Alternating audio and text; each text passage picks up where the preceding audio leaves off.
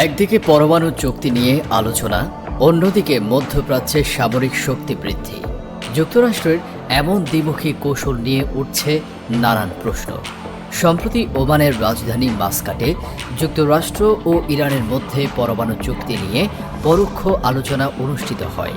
পরমাণু কর্মসূচি নিয়ে এই আলোচনাকে উভয় পক্ষই ইতিবাচক ও গঠনমূলক বলে আখ্যায়িত করলেও এই সময়েই পশ্চিম এশিয়ায় যুদ্ধবিমান ও সেনা উপস্থিতি বাড়িয়েছে যুক্তরাষ্ট্র। শনিবার 12 এপ্রিল মাস্কাটে অনুষ্ঠিত এই বৈঠক ছিল ট্রাম্প প্রশাসনের অধীনে ইরান যুক্তরাষ্ট্রের মধ্যে প্রথম পরোক্ষ আলোচনা। দীর্ঘদিন পর পরমাণু চুক্তি পুনরুজ্জীবনের লক্ষ্যে এমন আলোচনায় বসা দুই দেশের জন্যই তাৎপর্যপূর্ণ। আলোচনার দ্বিতীয় দফা রোমে অনুষ্ঠিত হওয়ার কথা রয়েছে। এই তথ্য নিশ্চিত করেছে ইতালির পররাষ্ট্রমন্ত্রী অ্যান্তোনিও তাজানি। আলোচনার ঠিক মাঝেই যুক্তরাষ্ট্রের এমন সামরিক প্রস্তুতি কী বার্তা দিচ্ছে, এই নিয়ে উদ্বেগ ও কৌতূহল উভয়ই বাড়ছে। মার্কিন প্রতিরক্ষা সদর দপ্তর পেন্টাগন এক বিবৃতিতে জানিয়েছে, পশ্চিম এশিয়ার পরিস্থিতি ক্রমেই জটিল হয়ে উঠছে। সে কারণে প্রতিরক্ষা সচিব পিট হেগসেথ সেখানে অতিরিক্ত যুদ্ধবিমান মোতায়েনের নির্দেশ দিয়েছেন।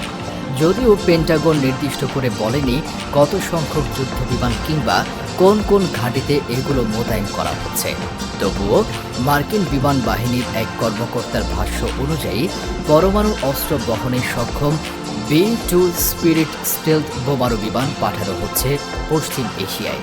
বিশ্লেষকদের ধারণা, ইরাক, কাতার, জর্ডান এবং কুয়েতে এই বোমারু বিমান মোতায়েন করতে পারে ওয়াশিংটন। বিশেষজ্ঞদের মতে যুক্তরাষ্ট্র তাদের পুরনো কৌশলই অনুসরণ করছে। একদিকে আলোচনার টেবিলে বসে শান্তির বার্তা, অন্যদিকে সামরিক হুমকি দিয়ে প্রতিপক্ষকে চাপে ফেলা।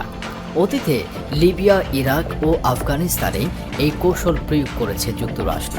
তবে এবার পরিস্থিতি কিছুটা ভিন্ন, কারণ ইরান এবার আলোচনায় রাশিয়া ও চীনের সমর্থন নিয়ে বসেছে। বিশ্লেষকরা বলছেন, এই দুটি পরাশক্তির অংশগ্রহণ ইরানকে আগের চেয়ে অনেক বেশি কূটনৈতিক শক্তি দিয়েছে।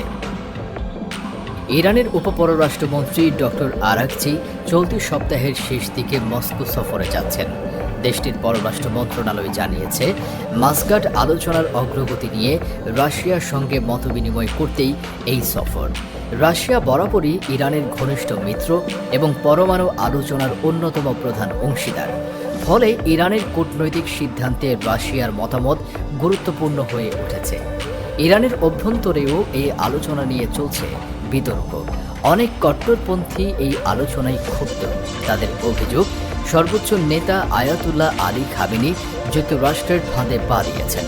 তারা আশঙ্কা প্রকাশ করছেন, লিবিয়ার সাবেক নেতা গাদ্দাফির মতো পরিণতি হতে পারে খামেনিরও। উল্লেখ্য, গাদ্দাফি গণবিধ্বংসী অস্ত্র ত্যাগ করার পর যুক্তরাষ্ট্রের সঙ্গে সমঝোতায় গিয়েছিলেন, কিন্তু পরে বিদ্রোহীদের হাতে নির্মমভাবে নিহত হন। এই ঘটনার উদাহরণ টেনে কট্টরপন্থীরা যুক্তরাষ্ট্রের সঙ্গে কোনো রকম সমঝোতার বিরোধিতা করছেন। অন্যদিকে মার্কিন প্রেসিডেন্ট ডোনাল্ড ট্রাম্প রোববার 13 এপ্রিল সাংবাদিকদের জানান, তিনি ইরান ইস্যুতে খুব দ্রুত সিদ্ধান্ত নিতে চান। আলোচনায় ব্যর্থ হলে সামরিক অভিযান চালানোর হুমকিও দিয়েছেন তিনি। প্রসঙ্গত, পরিস্থিতি স্পষ্টভাবে ইঙ্গিত দিচ্ছে, যুক্তরাষ্ট্র একদিকে আলোচনার মাধ্যমে ইরানকে প্রশমিত করতে যাচ্ছে, অন্যদিকে সামরিক শক্তি বাড়িয়ে চাপ বজায় রাখার কৌশল দিচ্ছে। আর ইরান অতীত অভিজ্ঞতা ও মিত্র শক্তির সমর্থনকে সামনে রেখে এই চাপের কূটনৈতিক জবাব দিতে প্রস্তুত বলেই মনে হচ্ছে। মধ্যপ্রাচ্যে শান্তি প্রতিষ্ঠার নামে এই সামরিক উত্তেজনা আসলে কতটা স্থিতিশীলতা বয়ে আনবে তা সময়ই বলে দেবে। তো বন্ধুগণ, এই ছিল আমাদের আজকের ভিডিও সম্পর্কে আপনার মূল্যবান মতামত আশা করছি।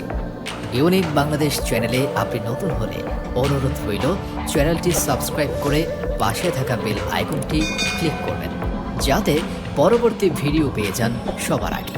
সবাইকে অসংখ্য ধন্যবাদ ভিডিওটি দেখার জন্য।